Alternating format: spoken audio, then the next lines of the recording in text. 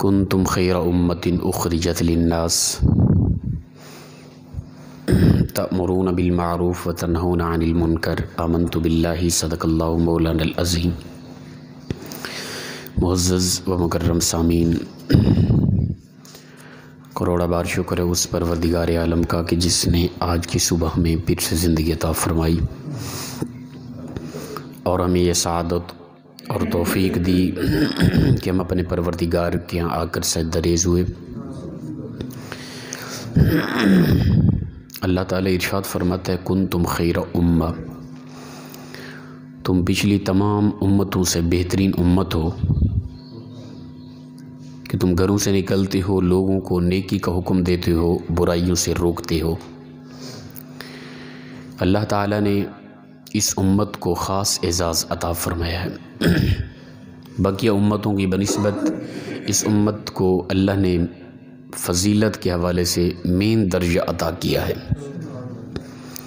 اور اس امت کو کچھ خاص ایام، کچھ خاص راتیں ایسی عطا کی ہیں کہ جن کی اندر عبادت کرنا انتہائی کمال ہے۔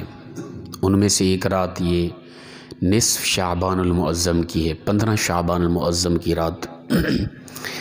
اس کے اندر کچھ ساتھی اعتراضات بھی کرتے ہیں، کچھ بالکل اس میں جاگ کر عبادت کرنے کا بالکل ہی انکار کرتے ہیں اور روکتے بھی ہیں، یہاں تک بھی سامنے آیا ہے۔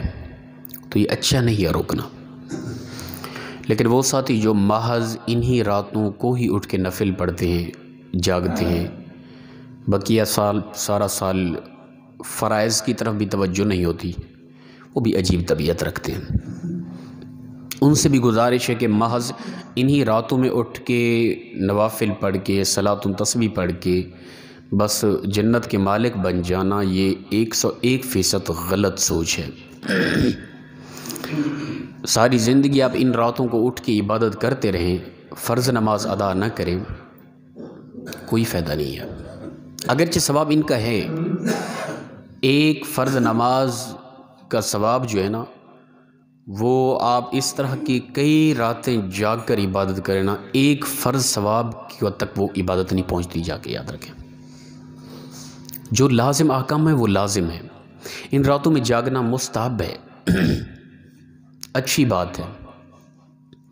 باقی کوئی یہی طبیعت رکھے بس نہیں پڑھی سال پورا نماز تو کوئی نہیں، اس رات کو جاگ لیں گے، یہ بالکل غلط سوچ ہے، عجیب سوچ ہے۔ اس رات کو جاگنا کمال ہے، اچھا ہے، اللہ کی عبادت کرنی ہے، بہت اچھی ہے، فضیلت ہے، لیکن محض اسی ہی رات کو جاگنا، باقی خبر ہی نہ ہونا، فرائض کو پامال کرتے جانا، یہ بالکل غلط سوچ ہے۔ ہم کہتے ہیں کہ کمال ہے وہ لوگ جو سارا سال عبادت کرتے ہیں، کبھی ان کی فرض نماز نہیں رہتی، قضا نہیں ہوتی، اور ان راتوں کی بھی اٹھ کے وہ صلاۃ تسبیح پڑھتے ہیں، اللہ کی رحمت کو پکارتے ہیں، وہ کمال لوگ ہیں۔ ان کو پھر اللہ تعالیٰ اجر عطا فرمائے گا یقیناً۔ اور جو ساتھی بالکل ہی انکار کرتے ہیں نہیں جی جاگنی نہیں چاہیے اور اٹھنا ہی نہیں چاہیے، یہاں تک کہ یہ بدعت کہا گیا ہے، تو میرے بھائی ایسی بات بالکل نہیں ہے۔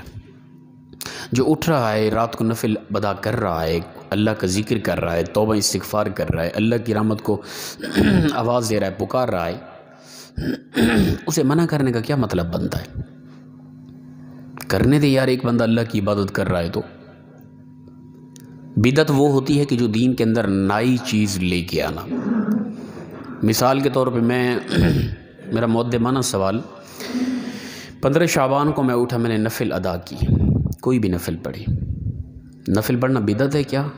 اللہ کے نبی کے دور میں کیا یہ نہیں تھے نفل؟ میں نے اٹھ کے قرآن پاک کی تلاوت کی، کیا بدعت ہے یہ؟ میں توبہ استغفار کرتا رہا اس رات کو، یہ بدعت ہے کیا؟ میں اللہ کی رحمت کو آواز دیتا رہا، اپنے گناہوں کی معافی مانگتا رہا، رزق کے حلال میں وسعت کی دعا مانگتا رہا، اخروی زندگی کی بہتری کی دعا مانگتا رہا، یہ بدعت ہیں کیا؟ کوئی کہ نہیں یہ تو عین اسلام ہے نا، اس رات کو اٹھنا، بھئی اس رات کو اٹھ کے عبادت کرنا، یہ کہاں لکھا ہے کہ یہ بدعت ہے؟ کئی حدیث مبارکہ اس معاملے میں موجود ہیں، لیکن چند ایک یہ روایتیں آپ کے ہاں پیش کرتا ہوں۔ یہ میرے سامنے ابن ماجہ پڑھی ہے۔ حضرت علی کرم اللہ وجہ الکریم سے روایت ہے کہ رسول اللہ صلی اللہ تعالی علیہ وآلہ وسلم نے فرمایا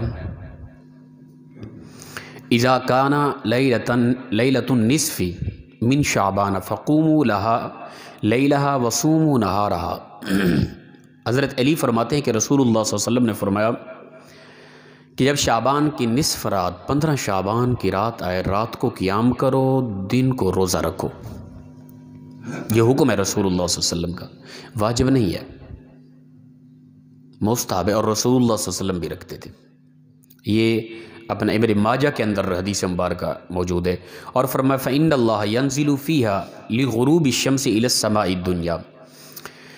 فرمایا کہ یہ 15 شعبان ایک ایسی رات ہے کہ جو ہی سورج غروب ہوتا ہے نا مغرب کے وقت، اس وقت سے لے کر سورج کے صبح طلوع ہونے تک اللہ کی ذات، اللہ آسمان دنیا کی طرف نزول فرماتے، یعنی اس کی رحمت، خاص رحمت دنیا کی طرف متوجہ ہوتی ہے۔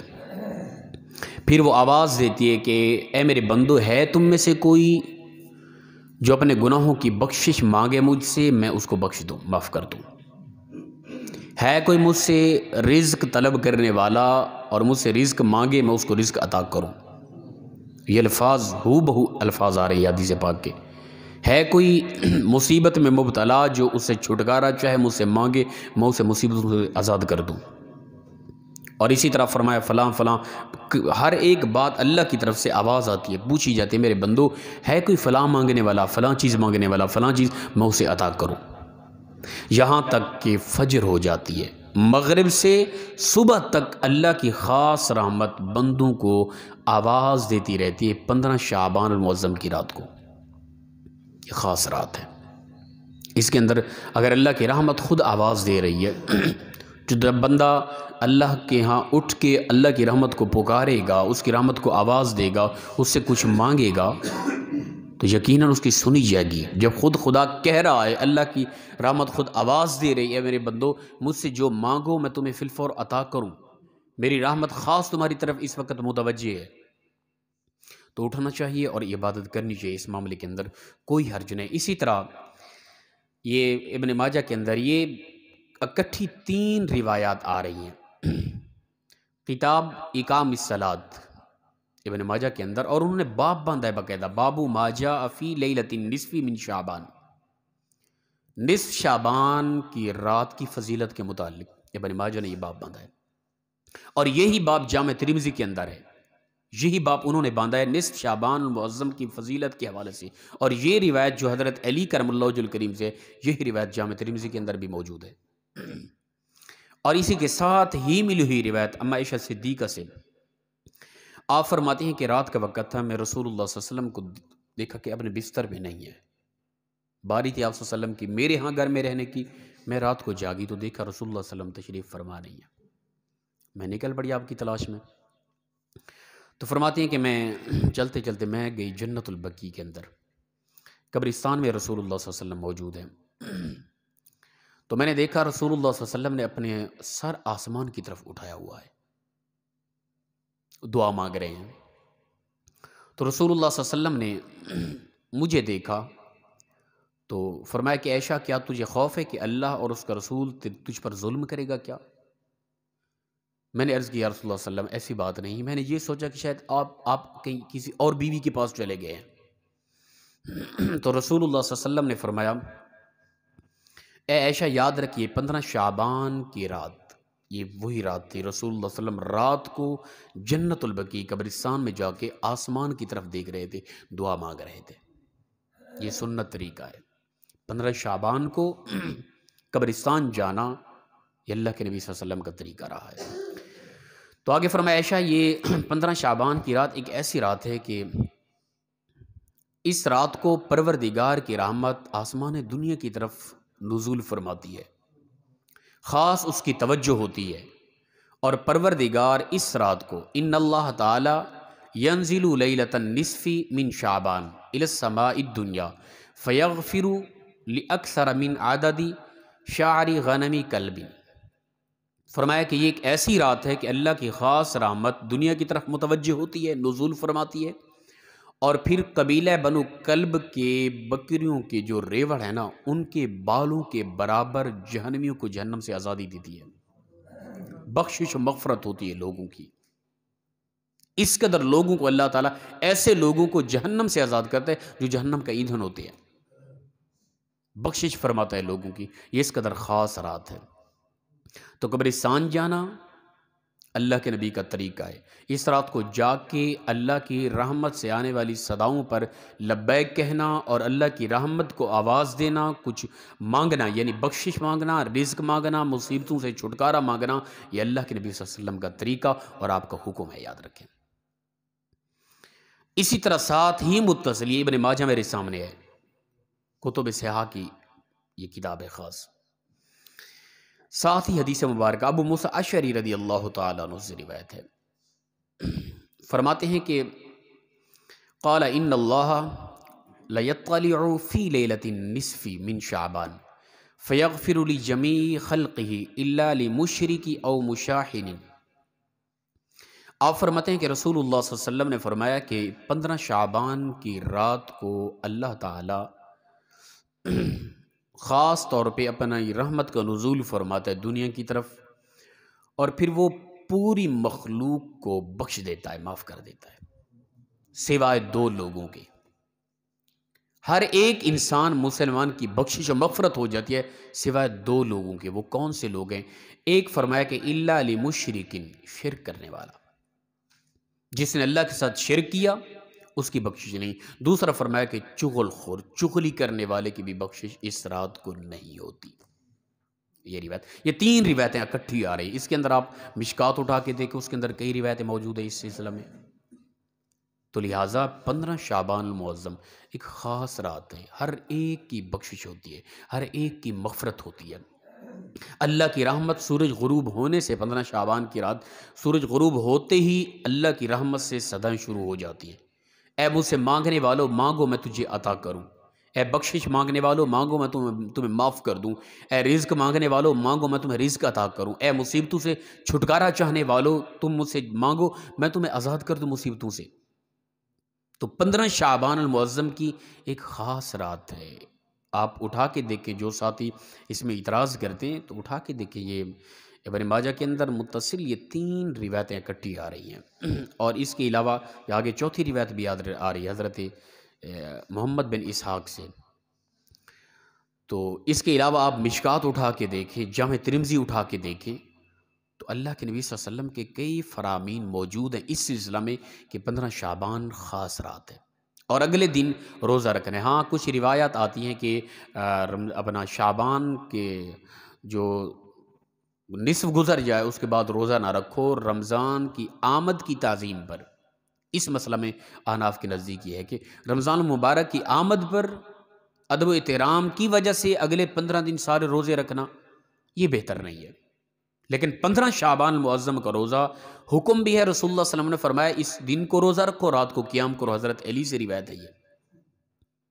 تو ایسے ساتھی جو سارا سال نماز تک نہیں پڑھتے، ان راتوں کو نوافل اٹھ کے پڑھیں، اجر پھر بھی ہے، لیکن ان کی عقل پہ تعجب ہوتا ہے کہ جو فرائض چھوڑ کر مستحب میں لگ کے اور اسی کو بس حرف آخر سمجھ رہا ہے جنت کے لیے، وہ غلط ہے۔ اور جو کر رہے ہیں اچھا کر رہے ہیں، جو اٹھتے ہیں جاگتے ہیں نفل پڑھتے ہیں صلاۃ التسبیح پڑھتے ہیں بہت اچھا کر رہے ہیں۔ جو نہیں کرتے وہ گنہگار نہیں ہیں، جس رات کو نہیں جاگتے وہ گنہگار نہیں ہیں، لیکن جو منع کر رہے ہیں انہیں تھوڑا سا سوچنا چاہیے وہ کس چیز سے منع کر رہے ہیں۔ کوئی کہیں کہ یہ روایات ضعیف ہیں، ان پہ تبصرہ کریں۔ اگر روایت مجروح بھی ہیں، فضائل ہیں یار، اعمال کے لیے یار، کرنے دیں لوگوں کو۔ اگر کوئی 5 وقت کا نمازی ہے، مصروف ہوتا ہے، نہیں جاگتا رات کو، ان راتوں کو اگر وہ جاگ کے اللہ کی رحمت کو آواز دیتا تو کیا تکلیف ہو رہی ہے، کرنے دیں۔ تو ہم انشاءاللہ تعالی مختصر سا پروگرام کریں گے، صلاۃ التسبیح پڑھیں گے، اور پھر انشاءاللہ آپ کو یہ سوچ فکر ذوق دیں گے کہ رات کو اپنے اپنے گھروں میں جاگ کے عبادت کریں، بلکہ ہر رات کو اس طرح کی رات سمجھیں۔ ہر رات انسان کے لیے لیلۃ القدر ہے، ہر رات انسان کے لیے شب قدر ہے، شب برات ہے، ہر رات انسان کے لیے بہترین رات ہے۔ بلکہ وہ پہلے بھی آپ نے یہ بات سنی، حضرت شیخ سعدی علیہ رحمہ سے پوچھا گیا عبادت کی بہترین رات کون سی ہے؟ عبادت کی بہترین رات کون سی؟ فرمایا کہ زندگی کی آخری رات، یہ بہترین عبادت کی رات ہے۔ عرض کی کہ حضرت کسی کو کیا خبر کہ میری زندگی کی آخری رات ہے؟ آپ نے فرمایا ہر رات زندگی کی آخری رات سمجھو، ہر رات جب سونے لگو سمجھو کہ میری زندگی کی آخری رات ہے، اس رات کو عبادت کرو۔ سب سے بہترین عبادت کے لیے افضل رات تمہاری یہی ہے۔ ہم خاص انہی کو ہائی لائٹ کر لیں راتوں کو، اور پھر بقیہ فرائض کا بھی پتہ نہ ہو، حقوق العباد کا بھی پتہ نہ ہو، عجیب زندگی ہو، انہی راتوں کو جاگ کے بس ہم جنت کے مالک بن جائیں، یہ بھی عجیب سوچ ہے، یاد رکھیں۔ لیکن اس کا دوسری طرف سے بالکل انکار کیا جائے بھئی اٹھنا نہیں، جاگنے نہیں، جاگنے والے ہیں غلط کریں، یہ بھی غلط سوچ ہے۔